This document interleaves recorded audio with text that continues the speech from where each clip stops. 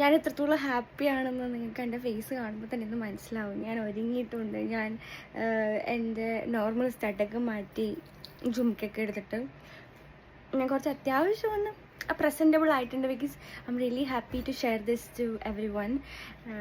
ഞാൻ എൻ്റെ ഈ ഒരു ജേർണി, ലൈക്ക് എൻ്റെ ഒരു ജോലിയുടെ ജേർണി തുടങ്ങിയിട്ട് ഒരു ഓൾമോസ്റ്റ് എത്ര സമയം എന്ന് പറയാം, ഒരു 3-4 വർഷമായി. പക്ഷെ കൺസിസ്റ്റൻ്റായിട്ട് ഞാൻ അപ്ലൈ ചെയ്ത് തുടങ്ങിയിട്ടും ഇതിനെപ്പറ്റി ബാക്കിയുള്ള മീൻസ് ഡീറ്റെയിൽ ആയിട്ട് കറക്റ്റായിട്ട് ഇതെങ്ങനെയാണ് ഈ പ്രോസസ്സ് ഒന്ന് മനസ്സിലാക്കി അപ്ലൈ ചെയ്ത് തുടങ്ങിയിട്ടൊക്കെ ഒരു ലാസ്റ്റ് 6 months ആയിട്ടേ ഉള്ളൂ.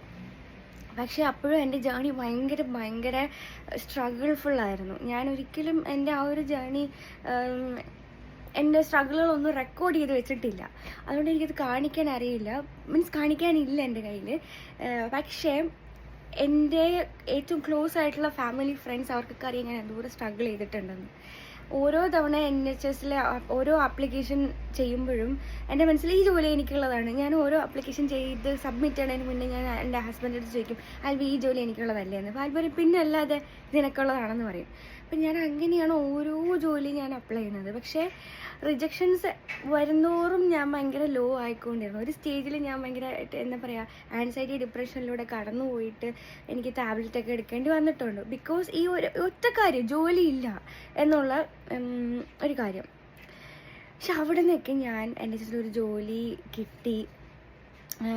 എന്നിട്ട് ആ ജോലിയിൽ നിന്നുകൊണ്ട് കുറേ പേരെ ഹെൽപ്പ് ചെയ്യാൻ പറ്റുന്നുണ്ട് ഇപ്പോൾ എന്നുള്ളത് ഞാൻ എൻ്റെ സ്വപ്നത്തിൽ പോലും വിചാരിച്ചൊരു കാര്യമല്ല. കാരണം എനിക്കൊന്നും പറഞ്ഞു തരാൻ ആ സമയത്ത് ആരും ഉണ്ടായിട്ടില്ല. ഞാൻ തനിയെ ഇരുന്ന് റിസർച്ച് ചെയ്ത് ഓരോ കാര്യങ്ങൾ കണ്ടുപിടിച്ച് യൂട്യൂബ് വീഡിയോസ് നോക്കി പല ആൾക്കാരുടെ അടുത്ത് ചോദിച്ച് ഒരു മടിയെ നാണോ ഇല്ലാതെ പിന്നെയും ഡിസ്റ്റർബ് ചെയ്ത് ചോദിച്ചൊക്കെയാണ് ഞാൻ ഓരോ കാര്യങ്ങൾ മനസ്സിലാക്കിക്കൊണ്ടിരുന്നത്. പക്ഷെ ആ ഒരു സ്റ്റേജിൽ നിന്ന് എനിക്കിപ്പോൾ കുറേ പേര് ഹെൽപ്പ് ചെയ്യാൻ പറ്റുന്നുണ്ട് എന്നുള്ളത് ഭയങ്കര ഹാപ്പിനെസ് എനിക്ക് തരുന്ന ഒരു കാര്യമാണ്. ഓരോരുത്തരും അവരുടെ എക്സ്പീരിയൻസ് ആഫ്റ്റർ എൻ്റെ അടുത്ത് ഞാൻ പറഞ്ഞു കൊടുത്തതിന് ശേഷം വരുന്ന ഓരോ താങ്ക് യു മെസ്സേജും, അവർക്കിത് ചെയ്യാൻ പറ്റി, അവർക്കിപ്പോൾ ഒരു ഐഡിയ ഉണ്ട്, ലൈക്ക് ഇൻ്റർവ്യൂവിന് ഞാൻ പറഞ്ഞു കൊടുത്ത ക്വസ്റ്റ്യൻസ് വന്നു എന്നൊക്കെ തിരിച്ചെനിക്ക് റിപ്ലൈ വരുമ്പോഴത്തേക്ക് ഐ എം റിയലി ഗ്രേറ്റ്ഫുൾ. അത് എത്രത്തോളം എനിക്ക് അറിഞ്ഞുകൂടെ എത്രത്തോളം ഞാൻ ഹാപ്പിയാണ്, ഗ്രേറ്റ്ഫുൾ ആണ് എന്നുള്ള കാര്യത്തിൽ.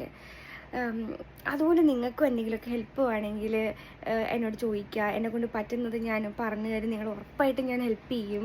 കാരണം ഈ ഒരു ജേർണിയുടെ സ്ട്രഗിള് എന്നെക്കാളും നന്നായിട്ട് വേറെ ആർക്കെങ്കിലും അറിയാമായിരിക്കുമെന്ന് എനിക്കറിയില്ല. അത്രയും ഞാനിത് എക്സ്പീരിയൻസ് ചെയ്ത ഒരാളാണ്.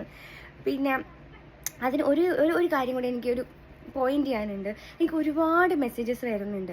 അപ്പോൾ ഈ ഒരുപാട് പേരിങ്ങനെ മെസ്സേജ് അയക്കുമ്പോൾ എനിക്ക് ജെനുവിൻലി അറിയാൻ പറ്റുന്നില്ല ആർക്കാണ് ആദ്യം ഹെൽപ്പ് വേണ്ടത്, ലൈക്ക് ആരെയാണ് ഞാൻ ആദ്യം റിപ്ലൈ കൊടുക്കേണ്ടത്. കാരണം പല ആൾക്കാർ ചിലപ്പോൾ ഇൻ്റർവ്യൂ സ്റ്റേജിലായിരിക്കാം, കുറേ ആൾക്കാർ സപ്പോർട്ടിങ് ഇൻഫർമേഷൻ ചെയ്യുന്നതിൻ്റെ ഇടയിലായിരിക്കാം, കുറേ ആൾക്കാർ ആപ്ലിക്കേഷൻ സ്റ്റാർട്ട് ചെയ്യുന്നത് എങ്ങനെയെന്ന് അറിയാൻ പാടില്ല, അതങ്ങനെ ആയിരിക്കാം. അപ്പോൾ പക്ഷേ എന്നാൽ കുറച്ച് കാറ്റഗറി ആൾക്കാർ വെറുതെ ക്യൂരിയോസിറ്റിയുടെ പുറത്ത് നമുക്ക് മെസ്സേജ് അയക്കുന്ന ആൾക്കാരുണ്ട്. അപ്പോൾ എനിക്ക് അറിയില്ല. അപ്പം ഞാൻ കരുതി ഹെൽപ്പ് ശരിക്കും ജെനുവിൻ ടൈമിൽ, നമുക്ക് ടൈമിങ് ഭയങ്കര ഇമ്പോർട്ടൻ്റ് ആണ്. കറക്റ്റ് ടൈമിൽ ഹെൽപ്പ് കിട്ടാത്തത് കൊണ്ട് ആർക്കും ഒരു ബുദ്ധിമുട്ട് വരരുത് എന്നുള്ളത് ഞാൻ കൺസിഡർ ചെയ്തിട്ട് ഞാൻ കരുതി ഒരു 1-to-1 സെഷൻ അങ്ങനെ ചെയ്യാം. ഇനി ജസ്റ്റ് കാഷ്വലായിട്ട് മെസ്സേജ് അയക്കാതെ ഇമെയിൽ ID ത്രൂ ചെയ്യാം. അപ്പം നമുക്ക് ജെനുവിൻ ആയിട്ടുള്ള ആൾക്കാർ മാത്രമേ നമുക്ക് അങ്ങനെ ഒരു പ്രോസസ്സിലോട്ട് നിൽക്കുകയുള്ളൂ. വെറുതെ മെസ്സേജ് അയക്കുന്ന ആൾക്കാർ അത്രയും സീരിയസ് ആയിട്ട് അത് എടുക്കില്ല. അപ്പം ഞാൻ കരുതി ഇനി തൊട്ട് ചെയ്യുമ്പോഴത്തേക്ക് ഒരു 1-to-1 ആയിട്ട് ചെയ്യാം, ഒരു പ്രോപ്പർ ചാനലിലൂടെ ചെയ്യാം. അപ്പം ഞാൻ ഫ്രീ ആയിട്ട് വെറുതെ എൻ്റെ ടൈം കളയുന്നതായിട്ടും ഇല്ല, ജെന്യുവൻ ആയിട്ടുള്ള ആൾക്കാർക്ക് ഹെൽപ്പ് കിട്ടുകയും ചെയ്യും, ശരിക്കും വേണ്ട ആൾക്കാർക്ക്.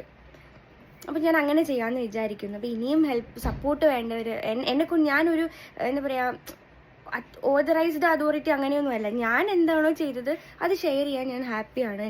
എനിക്ക് ഒരു മടിയുമില്ല. സോ അങ്ങനെയുള്ള ഹെൽപ്പ് വേണ്ടവർ പ്ലീസ് അപ്രോച്ച് മീ.